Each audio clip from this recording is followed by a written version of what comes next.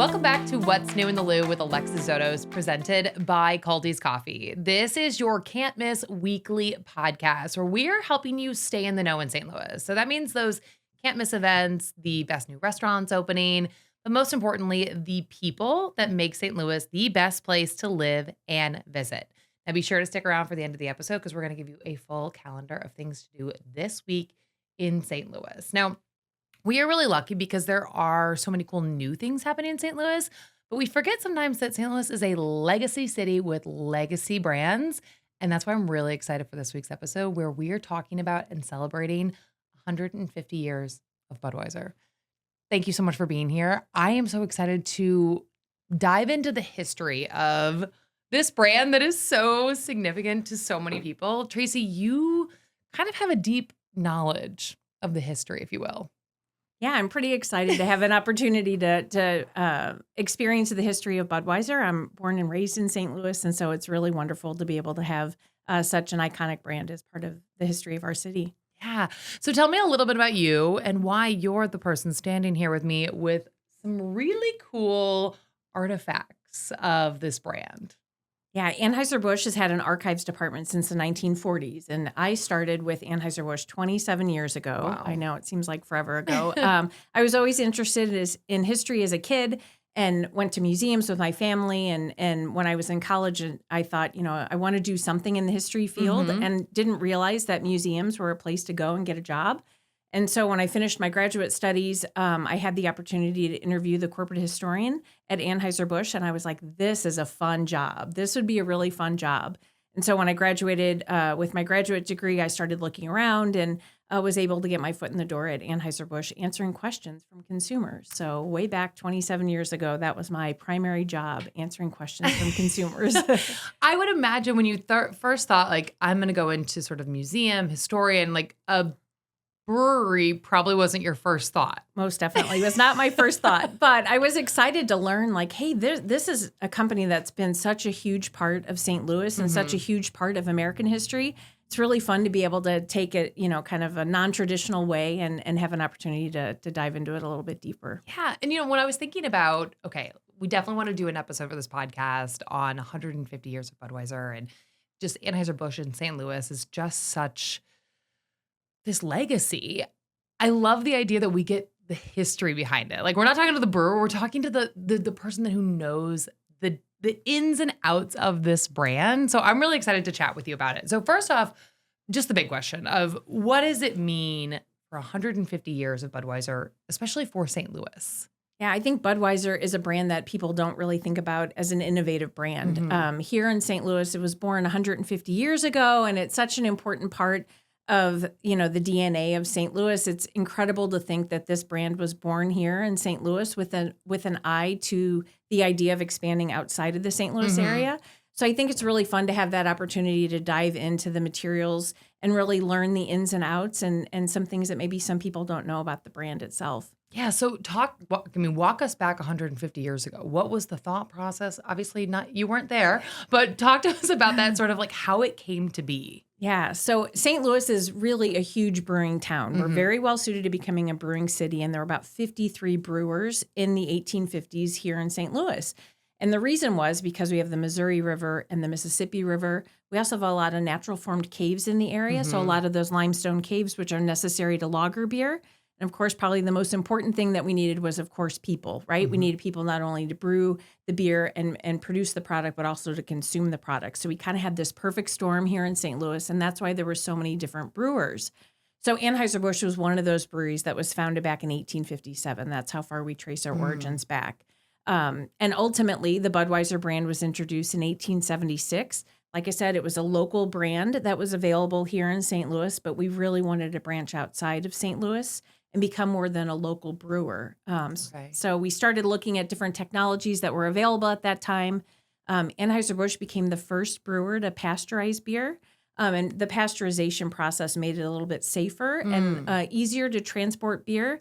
It's really great to make the best beer in the world, but if you give it to a consumer and they have a bad experience with it, that doesn't do you any good. So we really wanted to make sure that anytime we got beer in the hands of consumers, they had a really good experience. So it tasted the same way as it did here in St. Louis. I always feel like that's a thing that people talk about is like you want to make sure that that experience for the consumer, if they're drinking Budweiser here in St. Louis or wherever they're drinking it, that they're getting that same experience. Yeah, and that's something that the brewmasters really take pride in, and they make sure that they're sampling it from all over the world. Budweiser gets flown in from all over the world to St. Louis so that our brewmasters can taste it and make sure that that consistency is there. So if you're drinking it in Rome or you're drinking it, in St. Louis, you have the opportunity to experience that same brand. So that's something that was really significant and a technology that was available by the use of pasteurization starting very early on in Budweiser's very early history. If you ever take a look at the early Budweiser label, the inside will show all the different continents where Budweiser was distributed. So it's fun to kind of take a close look at the label and see what little tips and tricks it's telling you about the brand itself. That's awesome. How do you think Budweiser was able to become such a brand that stood the test of time through Prohibition, survived all that has been tossed at it? Why do you think it stood the test of time? I think Budweiser's one of those brands that just really stuck with consumers. It was something that was a little bit different than what they were used to, a lighter lager beer in terms of style. It was very easy to pair with different foods and different occasions. And I think by having that really good brand stability in the early pre-Prohibition, pre-1920 days, I think that it really grew a great following. We find within our sales records that Budweiser was available in Yokohama, Japan, and Paris, France by 1902. So having that brand recognition all over the world definitely helped it survive that Prohibition era. And then post-Prohibition, how does a brand like this then really cement itself with coming back and then being as strong as it has been here into 2026? There were about 1,400 brewers in the United States prior to Prohibition, and then national prohibition takes effect on January 16th, 1920, and nearly half of them closed their doors and never reopened again. Anheuser-Busch decided to do things a little bit different. They decided to stay open and tried about 27 different products. They tried non-alcoholic products like ginger ales and soda-flavored products that people would have been interested in. They got outside of the beer industry or outside of the beverage industry and started producing baker's yeast, getting into a lot of different areas that weren't necessarily in their wheelhouse. And they did continue to produce Budweiser, but if you take a close look at that early Budweiser label during that Prohibition era, it says that it was matured and de-alcoholized. So it was a non-alcoholic version, thinking that, okay, consumers loved it prior to Prohibition, they're going to love it during the Prohibition era. And unfortunately, they didn't. Which is actually really funny now that if we think about like today where NA beer is such a popular part of the beverage industry now. That's interesting that they did it so long ago. Yeah, it was something that was definitely a big part of our portfolio. We had, about 17 different products prior to Prohibition that were on the market. It wasn't just Budweiser. We had products like Michelob and St. Louis Lager beer and all of these different brands. Because even then we knew everybody likes something different. Every occasion calls for a different brand or a different product. So we wanted to make sure we had a lot available to our consumers. And so during that Prohibition era, people really lost their taste for beer. If you think about that time period, people were drinking grain alcohol and that doesn't taste great. So they're cutting it with sweeter tasting sodas. And so for 14 years, nearly 14 years, people are drinking. Wow, is that how long Prohibition was? It was 14 years? Yes, wow. It was a very, very long time. So people really started, their taste palette changed pretty substantially. So when we were ready to reintroduce Budweiser after the end of Prohibition, we thought people are going to welcome it with open arms. And unfortunately, they thought, it doesn't taste the way I remembered it, And so we had an opportunity to say to the consumer, like, look, This is the brand that you've enjoyed since 1876. We're not going to mess with the recipe. We're not going to make it a sweeter tasting beverage. Why don't you just retrain your palate and remind yourself of how great this brand is? And that was something that was a really smart idea by the company in 1933 to be like, look, it ain't broke. We're not fixing it, right? There's no need to mess with the recipe. Let's just stick with the way that it tastes. And consumers are finally going to come around. They're going to notice that they've been drinking these sweeter beverages for such a long time that they're going to really, really come back to the flavor of Budweiser. How long did it take for them to come back to it? It did take a little while. It took probably about 5 years or so for people to really re-embrace the idea of like, oh yeah, this is the way I remember beer tasting. And this is the way beer should taste. It shouldn't be that sweeter taste that we've grown accustomed to. Mm-hmm. And so we started really coming back out with Budweiser after Prohibition and reintroducing it to consumers and reminding them of all the great things that the brand provides, not just in terms of, hey, we're really glad beer is back in your hands, but think of the economic impact, right? All of these people that didn't have their jobs, all the farmers, all the railroad workers, all of the people, like not just the brewers, but the farmers and all the people that were involved in it. I think that was something that really resonated with consumers. How did then the change over the next century or so of how the beer industry evolved? How has that, I guess, been changed along with the fact that this is something that stays classic? Like this is a classic. And I imagine it's a similar idea that the recipe is still not changing. Yeah, we've stayed true to the same recipe that was introduced in 1876. And I think for a brand like Budweiser, it's something that's just a part of the DNA of America, right? It's just not a part of American history, but it's most definitely a part, not just of American beer history, but of American history. It's part of the everyday lives of consumers. And when you start looking at the advertising and marketing during that time in the 50s, 60s, and 70s, you can reward yourself after a long day with a Budweiser, or hey, you just finished cutting the grass, or you finished a round of golf. Budweiser is definitely something that is available for every consumer, and I think that really did help solidify it as part of the American DNA. USA Today readers have named Caldi's Coffee the best coffee chain for the second year in a row. Since 1994, Caldi's Coffee has built its reputation on thoughtful sourcing, careful roasting, and warm, consistent service that shows up in every cup. It's an honor earned through daily dedication to quality. Explore Caldi's best blends and find your cafe at caldiscoffee.com. Yeah, so I mean, that's the interesting thing. If we think about Budweiser from a history on the beer side, obviously a giant piece of beer history, but it's a huge piece of marketing history and just pop culture history and just this sort of like ingrained in the fabric of America. How did they really lean into that and really look at advertising as a way to keep this brand in existence and at top of mind? I think that's what really got me interested in doing beer history and being part of Anheuser-Busch, is that it was such a big part of just everyday life. And, something that I really saw as a kid growing up and most definitely saw in terms of relatives that worked at the brewery and were involved in different aspects of production at Anheuser-Busch. But being able to have this as part of, just everyday marketing and the ideas around how this really does fit in to society. When television came on the way, right? So in the 1950s, prior to that, the only way you learned about Budweiser was from billboards or from print advertisements. Well, when you have a television in your home, can't really avoid what's going on, and you get to see advertising and marketing. And Budweiser was a huge sponsor of television programming. And so I think that was something that really gave us the opportunity to speak to consumers where they lived and really started ingraining it in part of just everyday culture by sponsoring, things like the Frank Sinatra special or the John Wayne special, or in the very early days, the Ken Murray show, and being involved in those very early productions, really, marrying the idea of Budweiser and, these fun programs, I think is something that was really pretty significant for the brand. I mean, I think so many people now think Super Bowl, what is the Budweiser commercial going to be? I mean, that's just like, that is part of it. When did that sort of become part of the historical part of Budweiser, is sort of that importance at the Super Bowl? Oh, definitely. The Super Bowl is, of course, very important. We started advertising in the Super Bowl in the 1970s. And that was kind of our first entry into advertising. And we had 3 Budweiser commercials during that time. And one, of course, featured the Clydesdale. So that has stayed true to what we do today. But I think, again, really having the opportunity to marry something that was so important to our consumers and making sure that our brands show up in those instances.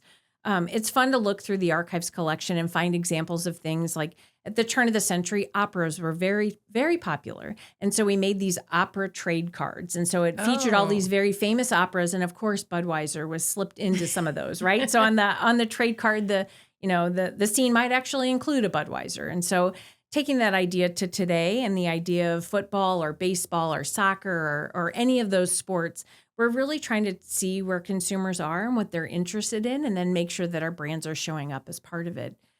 So for Anheuser-Busch being able to start advertising and marketing during the Super Bowl, I think it's something that, people do grow to expect. And they're also great, to be able to have an opportunity to think about all those different commercials that aired during those times. Do you have a favorite over the years?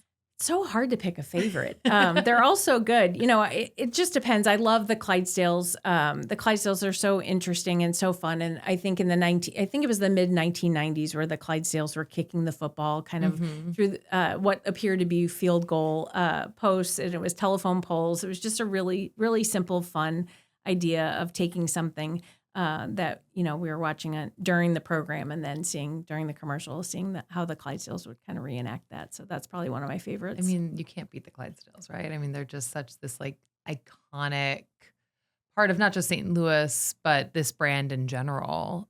What do you think it means to St. Louis to kind of have a brand like this help push us into a positive spotlight on a regular daily basis?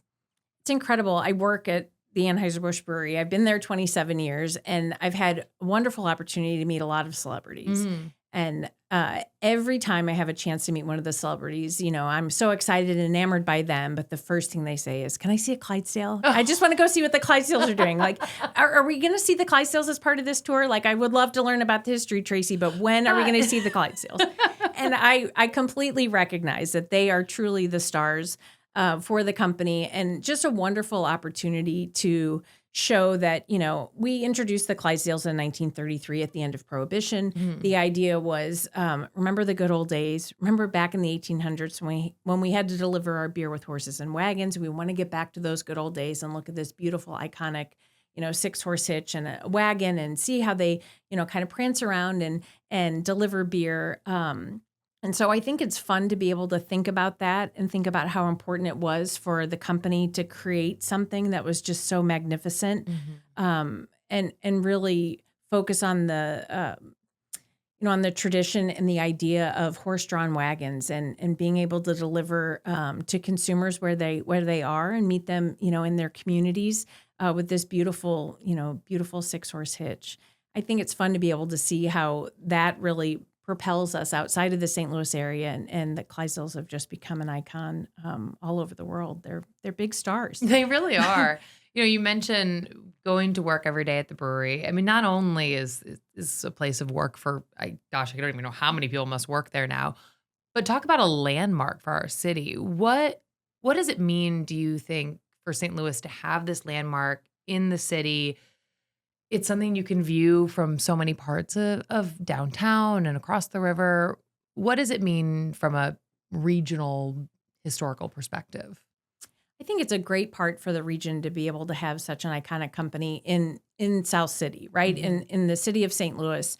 It's definitely shows how the city was born, right? And the DNA, I guess, of how the city became such a popular place, and one of the many reasons that people came to St. Louis, why so many people immigrated to the St. Louis area, and then just being part of that community. We're right in that Soulard neighborhood. We've been a part of the Soulard neighborhood. And like you said, I mean, people can see it no matter where they're driving, and it's a destination. I think it's important to be part of that local community, not just be plopped down in the middle of Soulard neighborhood, but also being an active member of the community. And being able to provide emergency drinking water in times of need, and to be able to interact with individuals in the area, and really try to help bring St. Louis outside of the St. Louis area, right? To make sure that our brands and our iconic, packaging and the Clydesdales, everything, it's a great part of the city of St. Louis, and it's a great way to be able to represent the city for sure. Okay, you mentioned the packaging, so let's talk a little bit about that, because there is something really cool about Budweiser, I think. It looks the same, but there have been different iterations of this packaging over these 150 years. Can you walk us through sort of the timeline, if you will? And if you guys are watching on YouTube, and if you're not, you can go watch us on YouTube, but then you can actually see some of the props we've got on the table. Yeah. All right, so talk to us about kind of just the classic look. Sure. So Budweiser is first introduced in 1876. When it's first available, mostly available on draft, but it was, of course, available in bottle form. A lot of people might not know, but when Budweiser was first bottled, it was in a clear embossed bottle. Okay. So there may be some people in the St. Louis area that have some clear or bluish tint bottles that say original Budweiser on them. The paper label wasn't added until about 1878. Okay. And the paper label, like you said, is very iconic. It's that red, white, and blue. It's very easy. You could just do a quick glance and you'll immediately recognize what it looks like. Those early bottles were prior to Prohibition. The standard size wasn't really developed, so they varied in sizes and color. It wasn't until after the Prohibition era that we kind of stuck on the 12-ounce bottle and the brown color.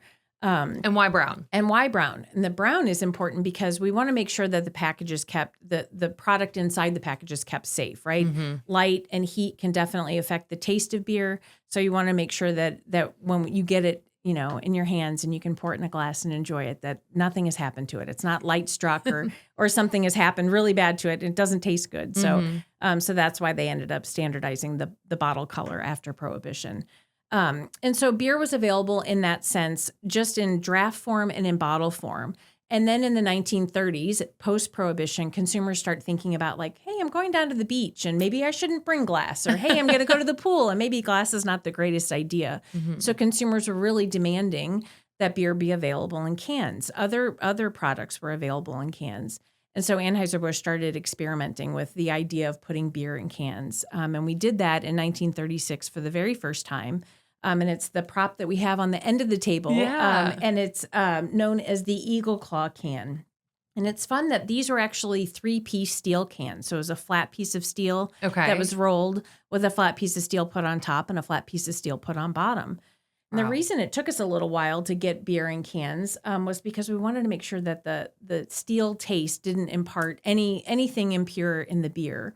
Again, because what else was in cans at the time that people were sort of comparing it to or saying, hey, this is in cans, why can't my beer be? Yeah, I think other brewers were canning beer in the early, like about 1935 is when you really start seeing that. And we were about a year behind. Okay. But other products, like soups and things like that had been canned for a really long time, or tomato juice or juices and things like that.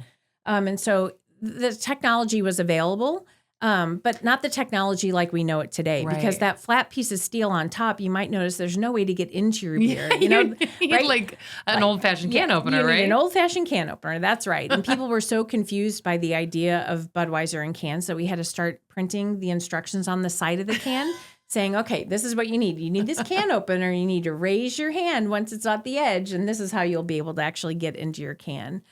So it took them quite a while.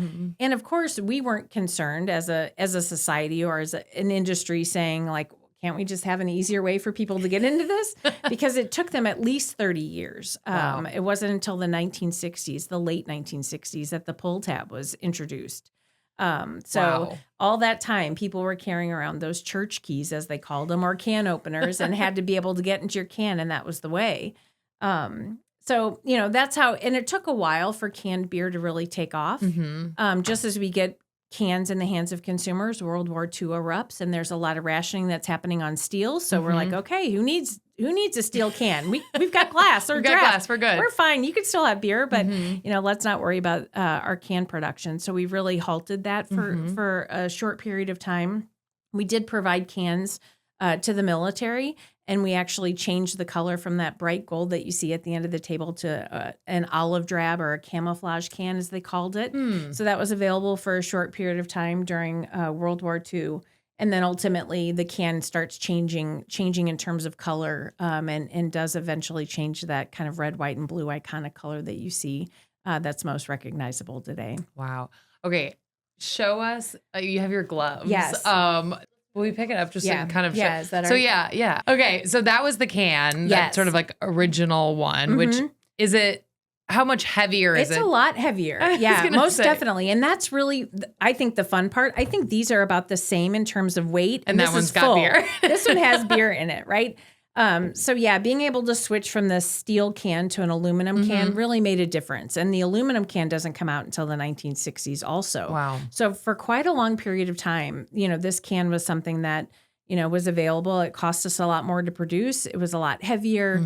You could get more cans on a truck than you could bottled beer, but it cost a lot more and they weighed a lot more. So there were a lot of costs. And on so the what other year side. is this from? This is from 1936. Wow. Yeah. So 1936 to about the 1950s. And then in the 1950s, about 1956 is when we changed to this style of can. So this is a can flat.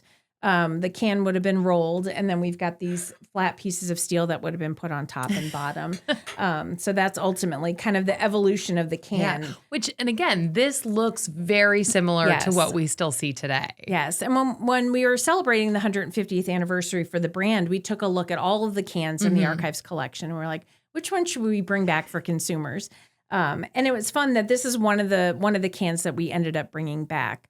Because it's so iconic and it's most definitely something that people do recognize. And a lot of consumers in St. Louis are can collectors. So they might recognize that. Yeah. Can you talk to us about some of the things that you see, the details on there that maybe people wouldn't look for, but maybe they'll have to go I Spy. For sure. So there's some really interesting things that are on the can itself. Like this one in particular, this one is known as the split label can because it really does look like a neck label and a body label. So really trying to mimic what the bottle looked like. So for the consumer, this might look a little different. So we're going to try to get as close to what you're recognizing as before. It's fun to be able to kind of help date pieces by taking a look at, is it in a script font or is it in a block font? And the cans that have been brought back, we are mimicking kind of that script font. But you can see on this secondary packaging that we're back to the block font. So that's something within Budweiser advertising and marketing, the difference between, does it have a script font or a block font? So that's something that when consumers write in questions, those are some of the things we look for. Is it a block font or a script font? Does it have the A and Eagle logo on it? Right. That was first used on packaging in 1872. And, what does it look like? Is it look like it's, standing on the shield, or is it in flight, or which way is it looking? So those are kind of some small little things that we take a look at. So, and then, and this is the can you guys have brought back for the 150th anniversary. Yes. Which people can find those now. Yes. Yes. Soon? Yes. They're out. Yes. They're out in the market now, and you'll be able to find those. So it's really fun to be able to see how the archives can really inspire current packaging. It's fun to be able to kind of go back and look and see like, what are the things that are going to be coming out? One of the other technologies I didn't mention, I also brought this wonderful little pocket This is knife. really cool. Again, if you guys are just listening, you can go find us on YouTube. What's New in the Lou podcast is our YouTube channel, and you can watch this episode there and see all this cool stuff. Yeah, so this is the Anheuser-Busch pocket knife. Now, Anheuser-Busch didn't create these. We didn't manufacture these, right? Just like today, we're not manufacturing T-shirts and can koozies, but we are putting our names and our brands on them if it's something that's worthy of our name, right? So this was a product that was in production, and there were about 75 different varieties of these pocket knives that were in production. Some of them said Anheuser-Busch, some of them said Budweiser, some of them said Adolphus Busch. And this one is actually one, and it had a little cork pull on it, and these blades, and they were necessary because beer was actually corked. The bottle cap wasn't invented until 1891. So prior to that, all bottles were corked. So this will help you with your trivia game later on, Alexis. If you see a bottle, look at the top immediately, and if it's a cork top, you'll be like, oh yeah, that predates 1900. Predates it. Got it figured out. So we all know St. Louis loves a good trivia night. For sure. That's why I mentioned it, just in case, right? You've got to have that in your back pocket. So these cork pulls were really significant. But we would pass these out, and if you ever get a chance to hold one, you'll hold it up to the light and look through that tiny little hole. And inside, you'll find a picture of Adolphus Busch. So cool. Instead of passing out business cards, you pass these out to consumers. And I always say to people, you have to think about this time period. Like the early 1900s, we didn't have social media, right? We didn't have television. People didn't know who he was. They knew his name. But if you saw that guy in a bar, he was your ticket to free beer. So you needed to know what he looked like, right? It was very important. It wasn't just like, hey, I want everybody to see my beautiful photo. It was, hey, I'm your ticket to free beer, so you're going to want to know what I look like. Absolutely. Yeah.